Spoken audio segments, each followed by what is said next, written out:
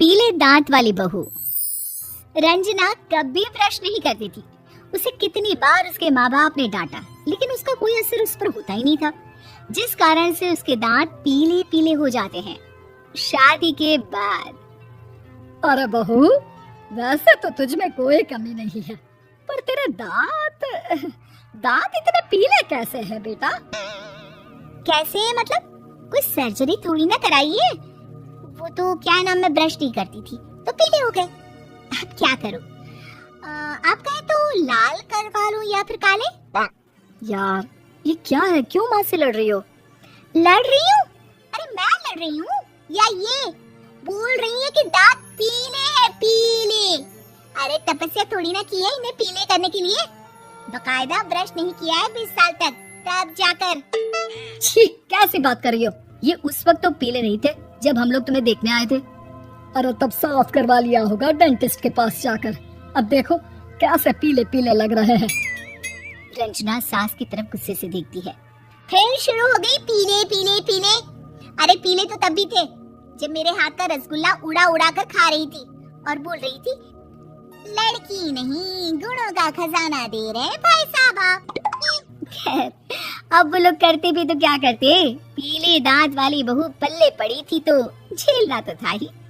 एक दिन कीर्तन में रंजना गाना गा रही थी। अरे कमला बहन, माँ का द्वार है, यहाँ तो सब शुद्ध होकर आते हैं, फिर अपनी बहू को ब्रश भी नहीं करवाती तुम। दूर से पीले पीले दांत भक्ति में बाधा उत्पन्न कर रहे हैं। अरे कोई 2 साल के बच्चे थोड़ी ना लेकर आई हूँ मैं बहू बनाकर। अच्छी खासी लड़की है, अरे कैसे करवाऊं ब्रश? ये तो उसे खुद करना चाहिए ना। अब माँ बाप तो इसके जैसे तैसे निपटा दिए, ये नहीं सोचा कि सास कैसे संभालेगी। सास बहू को लेकर घर आ जाती है, लेकिन सोच लेती है कि अब इसे लेकर कहीं नहीं जाएगी। अगले रोज बहू कहती है, अरे क्या हो गया, मंदिर नहीं जाना क्या? कीर्तन का वक्त हो रहा है। मेरी मधुर वाणी से कान्हा जी जागते हैं और सोते हैं। आप तो जानती है ना उनकी भक्ति में कितना मन लगता है मेरा। वो क्या है ना, तबीयत ठीक नहीं लग रही है मेरी, आराम करूंगी मैं। तबीयत ठीक नहीं लग रही? अभी तो मिथुन के गाने पर नाच रही थी आप, और आप बोल रही है कि तबीयत ठीक नहीं लग रही। अरे भक्ति में मन लगा लो सासू माँ, ऊपर जाना है, क्या मुंह दिखाओगी आप? हाँ? सास को बहू की बात पर गुस्सा आ जाता है। मैं क्या मुंह दिखाऊंगी, इसकी चिंता तो ना कर, समझी? अपने मुंह की चिंता कर, जो ये पीले पीले दांत लेकर हर जगह पहुंच जाती है। पता है लोग कितना मजाक बनाते हैं। ना जी ना, मैं नहीं जाना कहीं तेरे साथ। तो ये बात है, कोई ना, मत जाओ, मैं अपने कमरे में ही बैठकर भक्ति कर लूंगी। ऊपर वाला दांत थोड़ी ना देखता है, मन देखता है, भावना देखता है। और अरे बस बस, तू सब कुछ दिखा, बस ये सफेद चमकदार दांत ना दिखाना किसी को, है? जा यहाँ से। बहू को सास की बात का कोई फर्क नहीं पड़ता, वो तो जैसी थी वैसी ही रह जाती है। सुबह नहाकर किचन में खाना बनाना, फिर खाना खाना, कीर्तन भजन करना और सो जाना। एक दिन, माँ जी मैं सहेली के घर जा रही हूँ, शाम को लेट आऊंगी। हाँ हाँ तो जाना, मैंने कौन सा तेरी आरती करनी है घर पर बैठकर। रंजना सहेली के घर जाती है, जहाँ वो पार्टी में जाने की तैयारी कर रही होती है।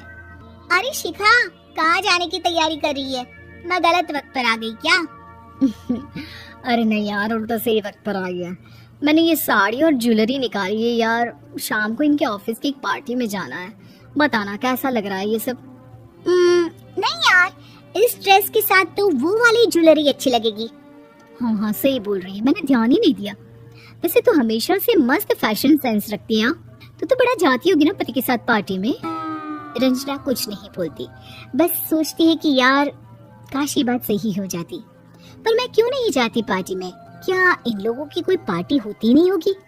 रंजना घर आती है और रात में पति से सवाल करती है, एक बात बताइए, आप मुझे किसी पार्टी में क्यों नहीं ले जाते? क्या आपके यहाँ ऑफिस में पार्टी नहीं होती? पति बेचारा क्या कहता कि दांत पीले हैं तुम्हारे इसलिए। अरे कोई पार्टी होती नहीं हम लोगों के ऑफिस में, तो कहाँ से लेकर जाऊं? और मार्केट, मॉल, कहीं वीकेंड घूमना, कहीं तो। अरे यार सारे हफ्ते में एक छुट्टी मिलती है, तो सोचता हूँ कि आराम ही कर लूं, क्यों? रंजना मन मार के रह जाती है। पहले कभी सास के साथ मंदिर जाया करती थी, लेकिन वो भी सास ने ले जाना बंद कर दिया। घर बैठी बैठी रंजना बोर हो जाती है तभी उसे आइडिया आता है और वो मायके जाने का सोचती है। सासू माँ, 2 दिनों के लिए मम्मी के घर जा रही हूँ। अच्छा अच्छा ठीक है, आराम से जा। और हाँ, माँ से कुछ अच्छी आदत सीख कर आना कि कैसे शरीर के हर भाग की तरह दांतों की सफाई भी जरूरी होती है, समझी? शुरू हो गई ना आप। वो लोग आपकी तरह नहीं है कि छोटी छोटी बात का बतंगड़ बना दे। उन लोगों के लिए मैं मायने रखती हूँ, ना कि मेरे पीले पीले दांत। रंजना माँ को बिना बताए उन लोगों को सरप्राइज देती है, लेकिन जैसे ही वो दरवाजे पर पहुंचती है, अंदर देखती है कि घर वाले कहीं जा रहे होते हैं। अब माँ, काश रंजना दीदी के दांतों वाली प्रॉब्लम नहीं होती तो वो भी हम लोगों के साथ चलती ना बुआ जी की बेटी की शादी में। हाँ बेटा, लेकिन अब उसे कौन समझाए कि उसको उसके पीले दांत नहीं दिखते, लेकिन उसके आसपास के लोगों को कितना एम्बैरेसिंग फील कराते हैं। मुझे तो कितनी बार उसके स्कूल की टीचर ने शिकायत की कि उसके साथ कोई लड़की बैठना भी नहीं चाहती, और ना ही कॉलेज में कोई उससे बात करना चाहता था। लेकिन पता नहीं क्यों उसे ये बात समझ में नहीं आती। कोई कमी नहीं है उस लड़की में, बस यही कि दांत पीले हैं।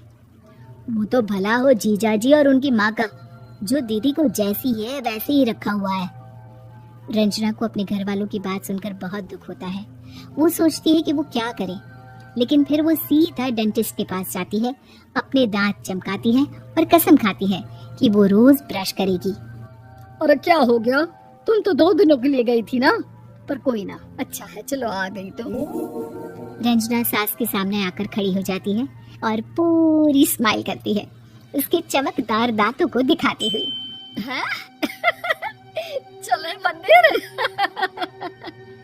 माँ, मुझे माफ कर दीजिए, मैंने आप लोगों को बहुत एम्बैरेसिंग फील करवाया। मैं आज से रोज ब्रश करूंगी।